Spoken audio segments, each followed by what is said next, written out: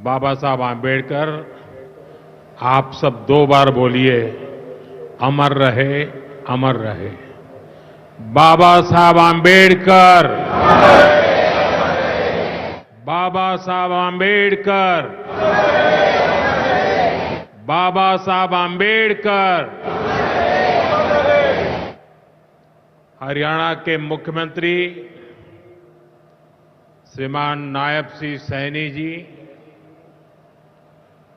केंद्रीय मंत्रिमंडल के मेरे साथी श्रीमान मुरलीधर मोहोल जी, हरियाणा सरकार के सभी मंत्रीगण, सांसद और विधायकगण और मेरे प्यारे भाई और बहनों, मारे हरियाणा के धाकड़ लोगों ने राम राम।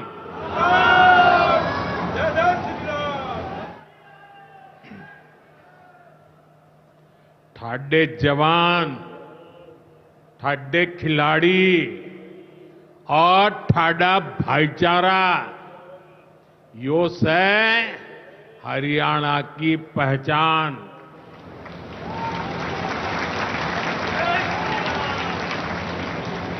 लावणी के इस अति व्यस्त समय में आप इतनी विशाल संख्या में हमें आशीर्वाद देने पहुंचे हैं। मैं आप सभी जनता जनार्दन का अभिनंदन करता हूं। गुरु जंबेश्वर, महाराजा अग्रसेन और अग्रोहा धाम को भी श्रद्धापूर्वक नमन करता हूं। साथियों, हरियाणा से, हिसार से मेरी कितनी ही यादें जुड़ी हुई है। जब भारतीय जनता पार्टी ने मुझे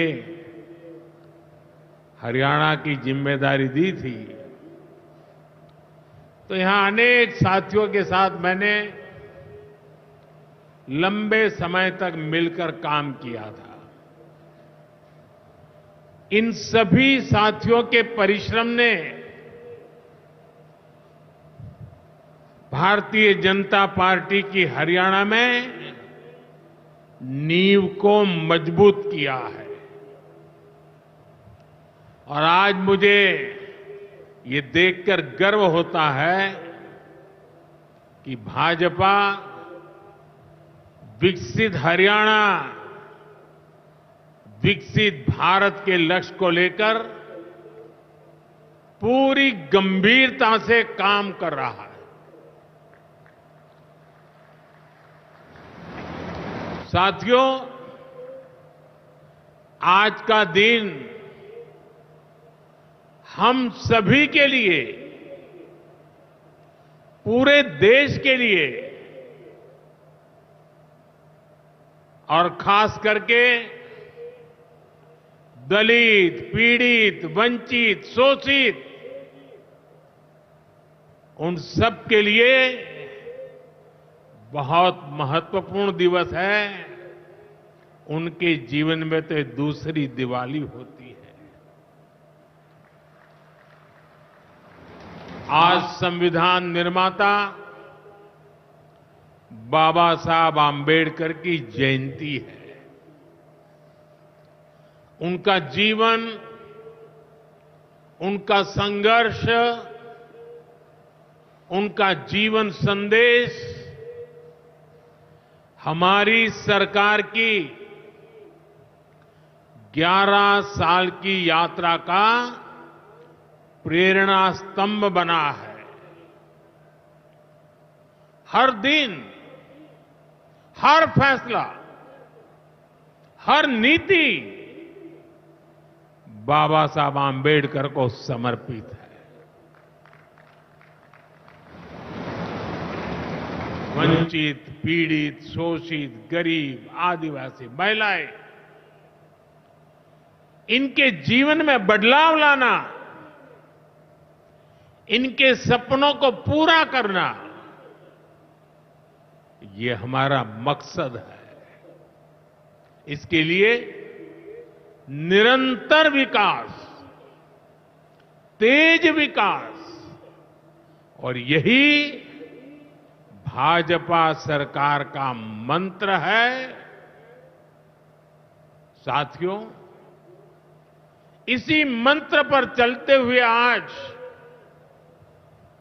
हरियाणा से अयोध्या धाम के लिए फ्लाइट शुरू हुई है। यानी अब श्री कृष्ण जी की पावन भूमि हरियाणा प्रभु राम की नगरी से सीधे जुड़ गई है।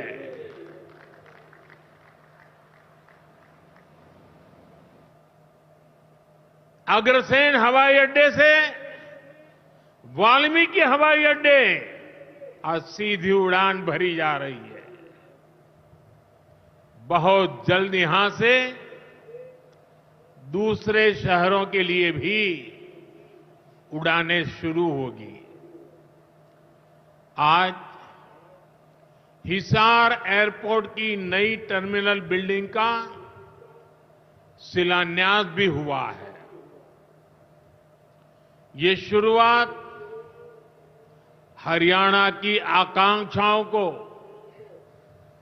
एक नई ऊंचाई पर पहुंचाने की उड़ान है। मैं हरियाणा के लोगों को इस नई शुरुआत के लिए ढेर सारी बधाई देता हूं।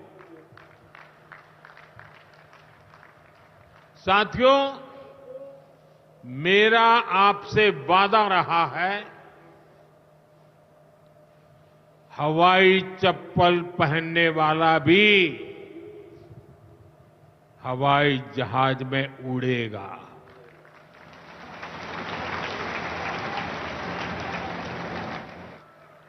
और ये वायदा हम देश में चारों तरफ पूरा होता देख रहे हैं।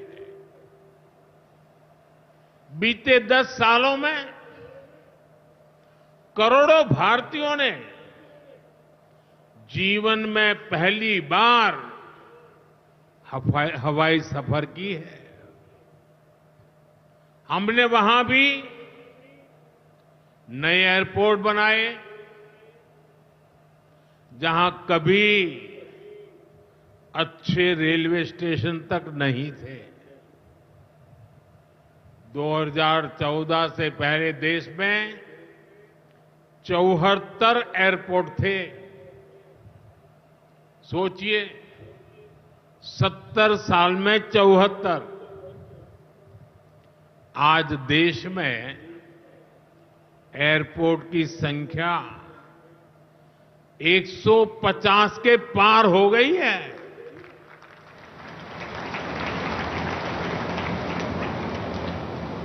देश के करीब 90 एरोड्रम उड़ान योजना से जुड़ चुके हैं। 600 से अधिक रूट पर उड़ान योजना के तहत हवाई सेवा चल रही है।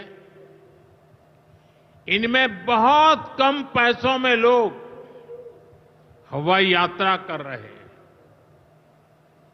और इसलिए आज हर साल हवाई यात्रा करने वालों का नया रिकॉर्ड बन रहा है।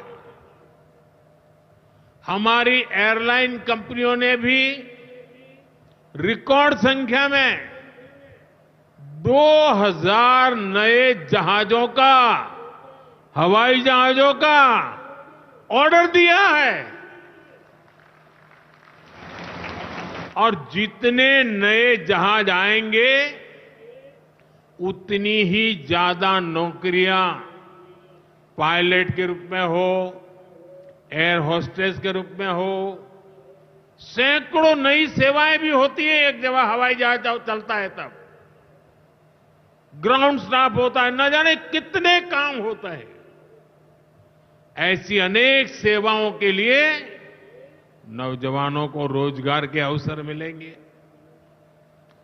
इतना ही नहीं, हवाई जहाज के मेंटेनेंस से जुड़ा एक बड़ा सेक्टर भी अनगिनत रोजगार बनाएगा। हिसार का ये एयरपोर्ट भी हरियाणा के नौजवानों के सपनों को नई ऊंचाई देगा। साथियों, हमारी सरकार एक तरफ कनेक्टिविटी पर बल दे रही है, दूसरी तरफ गरीब कल्याण और सामाजिक न्याय भी सुनिश्चित कर रही है। और यही तो बाबा साहब आंबेडकर का सपना था। हमारे संविधान निर्माताओं की यही आकांक्षा थी। देश के लिए मरने मिटने वालों का भी यही सपना था। लेकिन हमें ये कभी भूलना नहीं है कि कांग्रेस ने बाबा साहब आंबेडकर के साथ क्या किया। जब तक बाबा साहब जीवित थे, कांग्रेस ने उन्हें अपमानित किया। दो बार उन्हें चुनाव हरवाया। कांग्रेस की पूरी सरकार उनको उखाड़ फेंकने में लगी थी। उनको सिस्टम से बाहर रखने की साजिश की गई। जब बाबा साहब हमारे बीच नहीं रहे तो कांग्रेस ने उनकी याद तक मिटाने की कोशिश की। कांग्रेस ने बाबा साहब के विचारों को भी हमेशा के लिए खत्म कर देना चाहा। डॉक्टर अंबेडकर संविधान के संरक्षक थे। कांग्रेस संविधान की भक्षक बन गई है। डॉक्टर अंबेडकर समानता लाना चाहते थे, लेकिन कांग्रेस ने देश में वोट बैंक का वायरस फैला दिया। साथियों, बाबा साहब चाहते थे कि हर गरीब, हर वंचित गरिमा से जी सके, सर ऊंचा करके जिए, वो भी सपने देखें, अपने सपने पूरे कर सके। लेकिन कांग्रेस ने एससी, एसटी, ओबीसी को सेकंड क्लास सिटीजन बना दिया। कांग्रेस के लंबे शासनकाल में कांग्रेस के नेताओं के घर में स्विमिंग पूल तक पानी पहुंच गया, लेकिन गांव में नल से जल नहीं पहुंचा। आजादी के 70 साल बाद भी गांवों में सिर्फ 16% घरों में नल से जल आता था। सोचिए, 100 घर में से 16 घर में। इससे सबसे ज्यादा प्रभावित कौन थे? इससे एससी, एसटी, ओबीसी सबसे ज्यादा प्रभावित थे। अरे उनकी इतनी ही चिंता थी, आज जो गली गली में जाके भाषण झाड़ रहे हैं, अरे कम से कम मेरे एससी, एसटी, ओबीसी भाइयों के घर तक अरे पानी तो पहुंचा देते। हमारी सरकार ने 6-7 साल में 12 करोड़ से ज्यादा ग्रामीण घरों में नल कनेक्शन दिए हैं। आज गांव के 80% घरों में, यानी पहले 100 में से 16, आज 100 में से 80 घरों में नल से जल आता है। और बाबा साहब का आशीर्वाद है, हम हर घर तक नल से जल पहुंचाएंगे।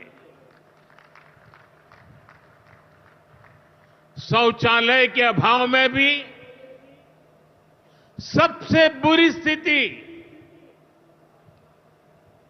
एससी, एसटी, ओबीसी समाज की ही थी। हमारी सरकार ने 11 करोड़ से ज्यादा शौचालय बनवाकर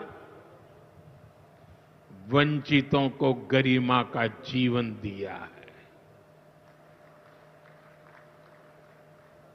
साथियों, कांग्रेस के जमाने में एससी, एसटी, ओबीसी के लिए बैंक का दरवाजा तक नहीं खुलता था। बीमा, लोन, मदद, ये सारी बातें सब सपना था। लेकिन अब जनधन खातों के सबसे बड़े लाभार्थी मेरे एससी, एसटी, ओबीसी के भाई बहन हैं। हमारे एससी, एसटी, ओबीसी भाई बहन आज गर्व से जेब में से रुपए कार्ड निकाल करके दिखाते हैं। जो अमीरों के जेब में कभी रुपए कार्ड हुआ करते थे, वो रुपए कार्ड आज मेरा गरीब दिखा रहा है।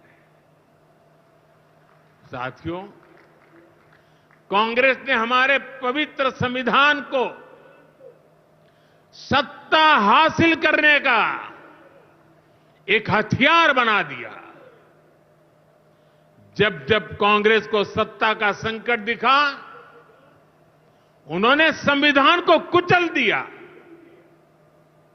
कांग्रेस ने आपातकाल में संविधान की स्पिरिट को कुचला, ताकि जैसे तैसे सत्ता बनी रहे। संविधान की भावना है कि सबके लिए एक जैसी नागरिक संहिता हो, जिसे मैं कहता हूं सेक्युलर सिविल कोड। लेकिन कांग्रेस ने इसे कभी लागू नहीं किया। उत्तराखंड में भाजपा सरकार आने के बाद सेक्युलर सिविल कोड, समान नागरिकता संहिता, ये लागू हुई। डंकी की चोट पर लागू हुई। और देश का दुर्भाग्य देखिए, संविधान को जेब में लेकर के बैठे हुए लोग, संविधान पर बैठ गए हुए लोग, ये कांग्रेस के लोग उसका भी विरोध कर रहे हैं। साथियों, हमारे संविधान ने एससी, एसटी, ओबीसी के लिए आरक्षण का प्रावधान किया, लेकिन कांग्रेस ने उनको आरक्षण पहुंचा कि नहीं पहुंचा, उनके बच्चों को शिक्षा के लिए सुविधाएं प्रारंभ मिलना शुरू हुआ कि नहीं हुआ? एससी, एसटी, ओबीसी के कोई व्यक्ति अधिकार से वंचित तो नहीं रह गए हैं? उसकी कभी परवाह नहीं की। लेकिन राजनीतिक खेल खेलने के लिए कांग्रेस ने बाबा साहब आंबेडकर ने जो सपना देखा था, सामाजिक न्याय के लिए संविधान में जो व्यवस्था की थी, उसको भी पीठ में छुरा भोंककर उस संविधान के उस प्रावधान को तुष्टीकरण का माध्यम बना दिया। अभी आपने भी समाचारों में सुना होगा, कर्नाटका की कांग्रेस सरकार ने टेंडर में भी अब एससी, एसटी, ओबीसी के अधिकार छीन करके धर्म के आधार पर आरक्षण दे दिया। जबकि संविधान में बाबा साहब आंबेडकर ने साफ साफ शब्दों में चर्चा में कहा था कि संविधान में कतई धर्म के आधार पर आरक्षण की व्यवस्था नहीं की जाएगी। और हमारे संविधान ने धर्म के आधार पर आरक्षण के लिए प्रतिबंध लगाया हुआ है। साथियों, कांग्रेस की तुष्टीकरण की इस नीति का बहुत बड़ा नुकसान मुस्लिम समाज को भी हुआ है। कांग्रेस ने सिर्फ कुछ कट्टरपंथियों को ही खुश किया है, बाकी समाज बेहाल रहा, अशिक्षित रहा, गरीब रहा। कांग्रेस की इस कुनीति का सबसे बड़ा प्रमाण वक्फ कानून है। देश आजाद होने के बाद 2013 तक वक्फ का कानून चलता था, लेकिन चुनाव जीतने के लिए, तुष्टीकरण की राजनीति के लिए, वोट बैंक की राजनीति के लिए 2013 के आखिर में, आखिरी सत्र में कांग्रेस ने इतने सालों तक चल रहे वक्फ के कानून में आनन फानन संशोधन कर दिया ताकि चुनाव में वोट पा सके। वोट बैंक को खुश करने के लिए इस कानून को ऐसा बना दिया कि बाबा साहब आंबेडकर के संविधान की ऐसी की तैसी संविधान से ऊपर कर दिया। ये बाबा साहब का सबसे बड़ा अपमान का काम था। साथियों, ये कहते हैं कि उन्होंने मुसलमानों के हित में किया। मैं जरा ऐसे सभियों से पूछना चाहता हूं, वोट बैंक के भूखे इन राजनेताओं से कहना चाहता हूं, अगर सच्चे अर्थ से आपके दिल में मुसलमानों के लिए थोड़ी भी हमदर्दी है तो कांग्रेस पार्टी अपने पार्टी के अध्यक्ष मुसलमान को बनाए। क्यों नहीं बनाते भाई? संसद में टिकट देते हैं, 50% मुसलमानों को दो। जीत करके आएंगे तो अपनी बात बताएंगे, लेकिन ये नहीं करना है। कांग्रेस में तो कुछ नहीं देना है। देश के नागरिकों के अधिकारों को छीनना और देना, इनकी नीयत किसी का भी भला करने की कभी नहीं रही, मुसलमानों का भला करने की भी नहीं रही। यही कांग्रेस की अच्छी सच्चाई है। साथियों, वक्फ के नाम पर लाखों हेक्टेयर जमीन पूरे देश में है, इस जमीन, इस प्रॉपर्टी से गरीब का, बेसहारा महिलाओं बच्चों का भला होना चाहिए था। और आज ईमानदारी से उसका उपयोग हुआ होता तो मेरे मुसलमान नौजवानों को साइकिल के पंक्चर बना करके जिंदगी नहीं गुजारनी पड़ती। लेकिन इससे मुट्ठी भर भू माफिया का कोई भला हुआ। पसमानदा मुस्लिम इस समाज को कोई फायदा नहीं हुआ। और ये भूमाफिया किसकी जमीन लूट रहे थे? ये दलित की जमीन लूट रहे थे, पिछड़ों की जमीन लूट रहे थे, आदिवासी की जमीन लूट रहे थे, विधवा महिलाओं की संपत्ति लूट रहे थे। सैकड़ों विधवा मुस्लिम महिलाओं ने भारत सरकार को चिट्ठी लिखी, तब जाके कानून की चर्चा आई है। वक्फ कानून में बदलाव के बाद अब ये गरीबों से जो लूटा जा रहा है वो बंद होने वाला है।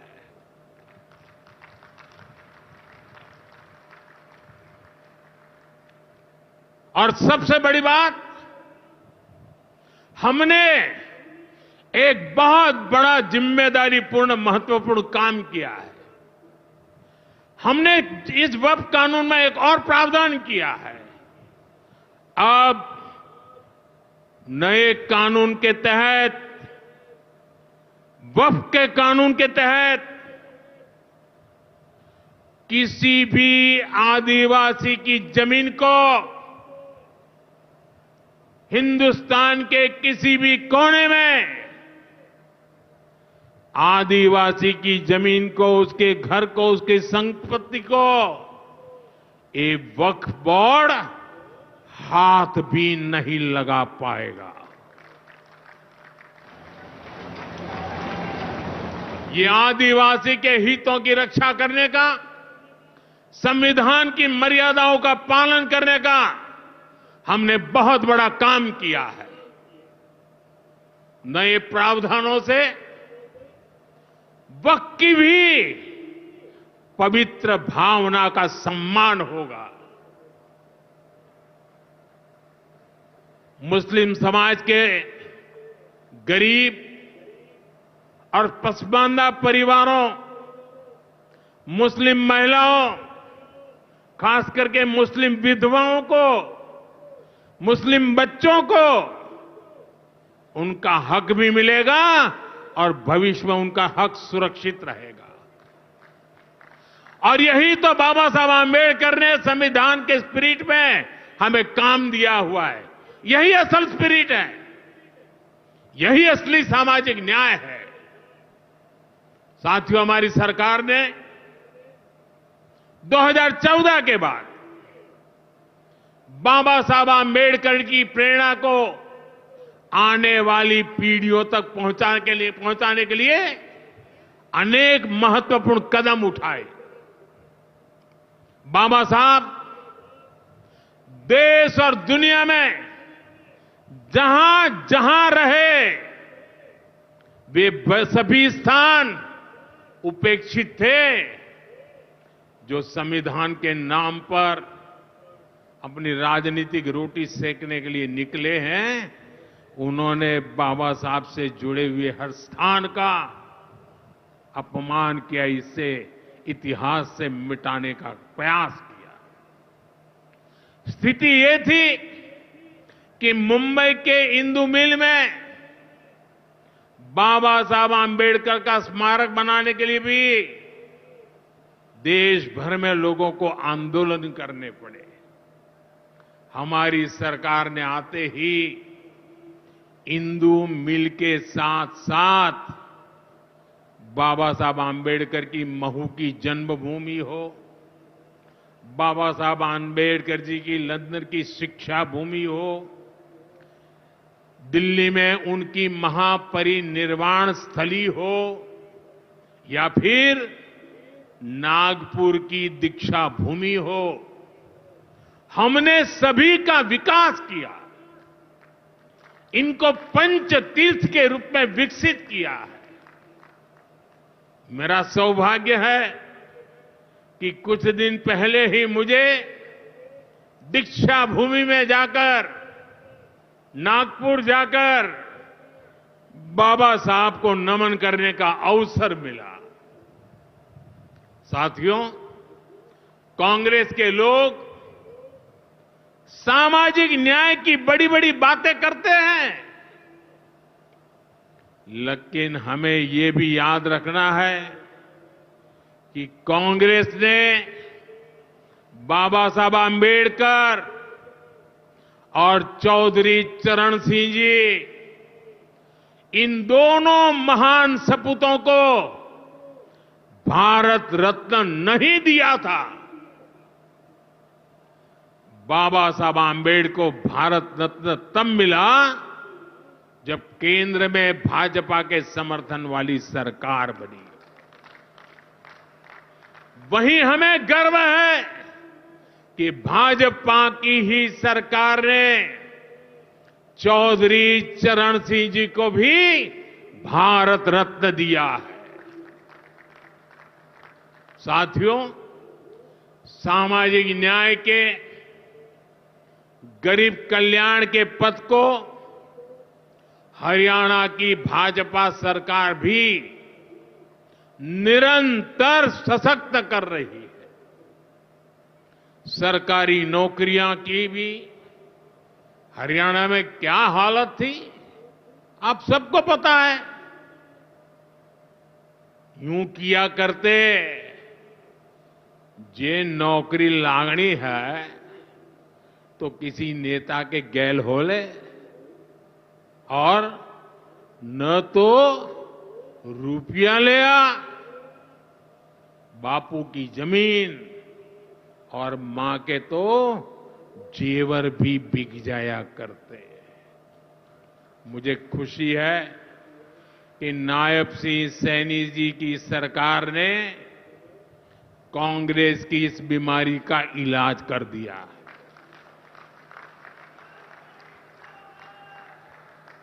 बिना खर्ची, बिना पर्ची के नौकरियां देने का जो ट्रैक रिकॉर्ड हरियाणा का है, वो अद्भुत है। और मुझे गर्व है कि मुझे ऐसे साथी मिले हैं, ऐसी साथी सरकार मिली है। यहां के 25,000 नौजवानों को सरकारी नौकरी ना मिले, इसके लिए कांग्रेस ने एड़ी चोटी का जोर लगा दिया था। लेकिन इधर मुख्यमंत्री नायब सैनी जी ने शपथ ली, उधर हजारों युवाओं को नियुक्ति पत्र जारी कर दिए गए। यह है भाजपा का, सरकार का सुशासन। और अच्छा ये है कि नायब सिंह सैनी जी की सरकार आने वाले वर्षों में हजारों नई नौकरियों का रोड मैप बना करके चल रही है। साथियों, हरियाणा वो प्रदेश है जहां बहुत बड़ी संख्या में युवा सेना में जाकर देश की सेवा करते हैं। कांग्रेस ने तो वन रैंक वन पेंशन को लेकर भी दशकों तक धोखा ही दिया। ये हमारी सरकार है जिसने वन रैंक वन पेंशन योजना लागू की।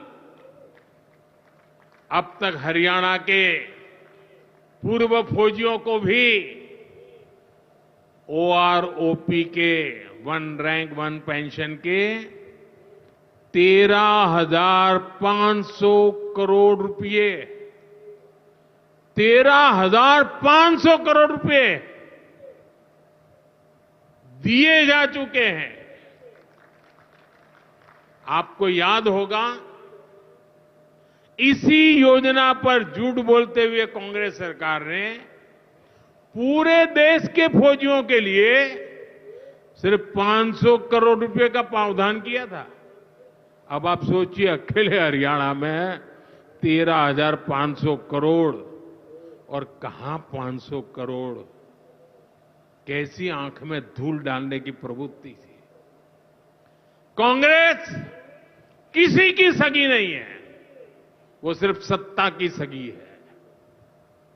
वो न दलितों की सगी है, न पिछड़ों की सगी है, न मेरे देश की माता बहन बेटियों की सगी है, और न ही वो मेरे फौजियों की सगी है।